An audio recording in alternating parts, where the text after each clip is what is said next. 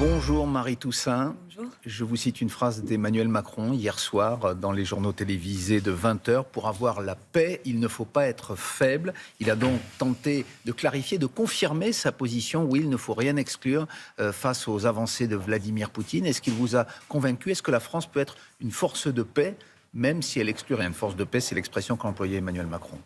Nous, les écologistes, nous voulons un chemin de paix. Mais le chemin de la paix, ce n'est ni l'escalade, ni la faiblesse. Et donc, Emmanuel Macron, finalement, qu'est-ce qu'il a fait? Bien, la semaine passée, il a manqué de précision en parlant de cet envoi de troupes. Et vous savez, hier, il a dû se rattraper aux branches. Mais pourquoi? Eh bien, il a confirmé, il a persisté et signé sur la possibilité, le jour venu, sans donner effectivement de détails parce que ce serait stratégiquement oui, mais dangereux. Vous savez, le sujet, c'est pas tant ce que dit Macron ou ses théories sur ce que nous pourrions faire en temps de guerre.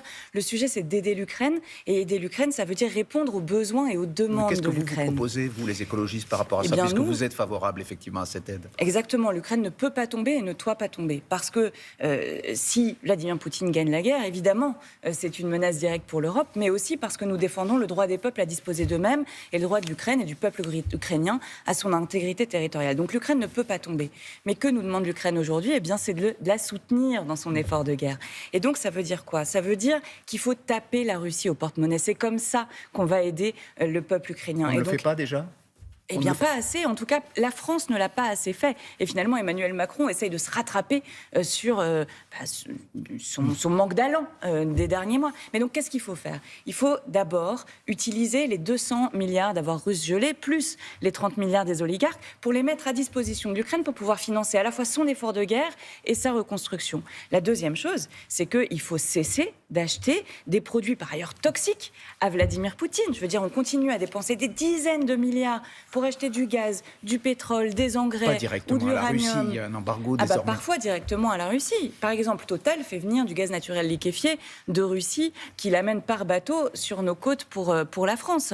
Marie Toussaint, vous savez aussi que depuis 2 ans, depuis le début de la guerre, il y a quand même eu des trains successifs de sanctions extrêmement fortes, inédites. Ça n'a pas empêché la Russie de se tourner vers d'autres partenaires économiques, notamment la Chine. Ça n'a pas eu d'effet véritable sur l'économie russe et en tout cas sur le désir de conquête de Vladimir Poutine. Est-ce qu'il n'y a pas, à un moment donné, d'autres moyens? C'est ce qu'est en train de tenter de faire Emmanuel Macron pour lui faire pression. Est-ce qu'il ne comprend pas effectivement, comme il le dit, le langage de la force? C'est que finalement, nous nous sommes rendus dépendants pendant des années. Et quand je dis nous, ce ne sont pas les écologistes, mais du régime de Vladimir Poutine. Pourquoi? Nous en importions 40% de notre gaz. Donc évidemment, dans ces conditions-là, eh bien, quand nous voulons nous opposer, enfin, après avoir accueilli Vladimir Poutine au Palais des Glaces de Versailles, quand nous voulons nous opposer à Vladimir Poutine, c'est difficile pour nous parce que nous en sommes totalement dépendants.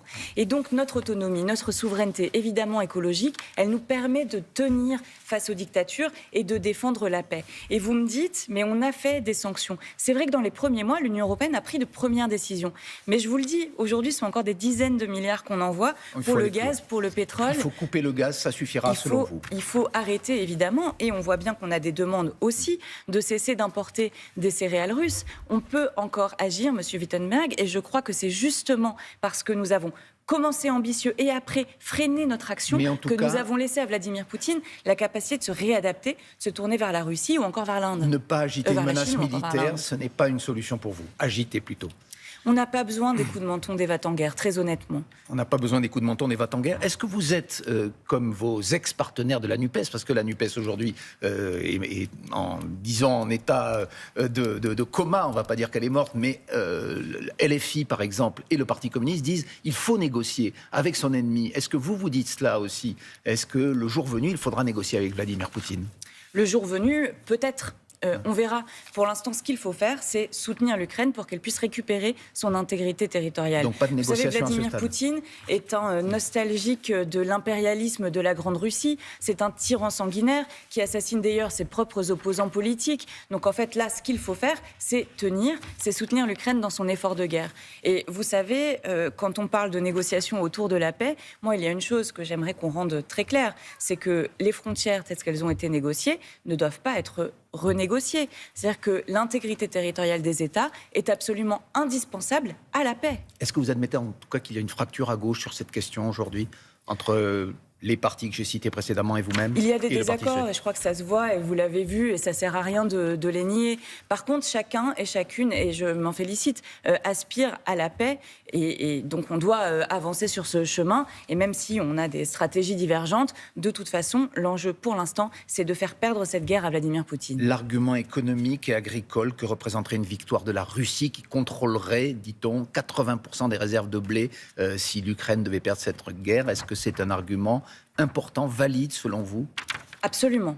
Et vous savez, Vladimir Poutine, s'il veut conquérir l'Ukraine, ce n'est pas seulement pour rétablir les frontières de la Grande Russie, ce n'est pas seulement pour élargir l'étendue de son pouvoir dictatorial, mais c'est aussi parce qu'effectivement, l'Ukraine est un grenier à blé.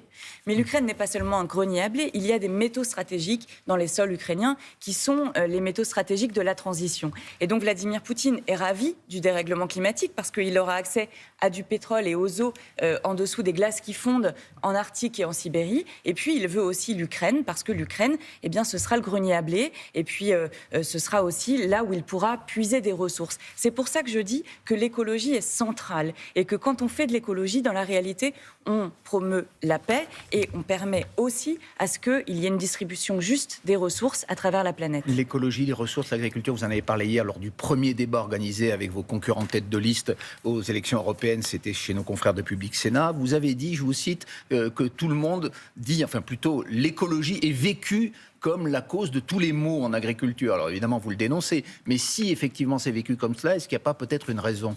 Alors, c'est pas tout à fait ce que j'ai dit. J'ai pas dit que l'écologie était vécue Quand je vous ai écouté, comme la cause de tous les maux. J'ai dit, on va vous expliquer pendant ce débat que l'écologie est la cause de tous les maux. Mais pourquoi on vous l'explique alors? C'est ma question. La droite et l'extrême droite ne cessent de pilonner l'écologie. On l'a entendu hier d'ailleurs.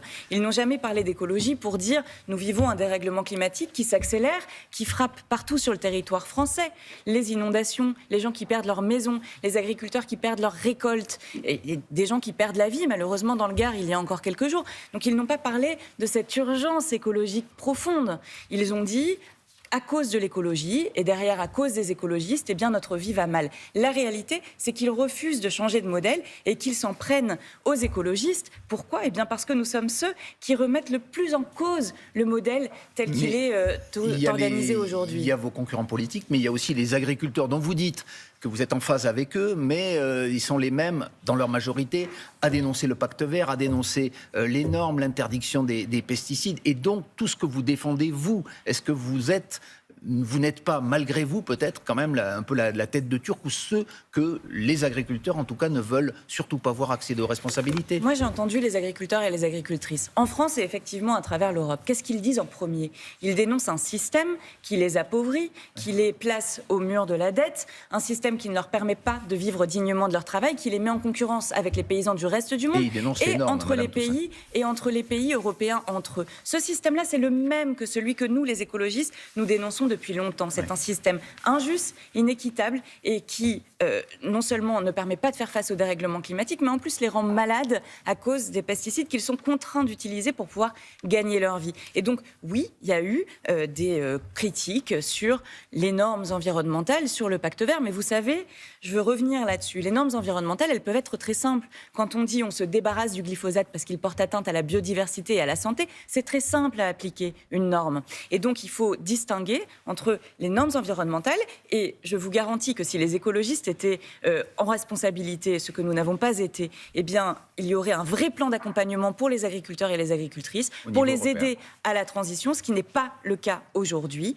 Et donc, voilà, les agriculteurs et les écologistes, c'est un même combat pour la nature, pour pouvoir vivre dignement de son travail. Pour l'instant, ce ne sont pas, si on en croit les sondages en France et en Europe, les écologistes qui ont le vent en poupe, mais plutôt les partis nationalistes classés à l'extrême droite. Est-ce que ça aurait des conséquences le 9 juin prochain si la majorité glissait à droite, voire à l'extrême droite, au sein du Parlement européen, en termes d'écologie précisément? Absolument. Ce serait une menace pour l'Europe, qui risquerait d'imploser dans l'intérieur. Ce serait une menace pour les droits, qui serait évidemment absolument menacée. Et c'est évidemment une menace pour l'écologie.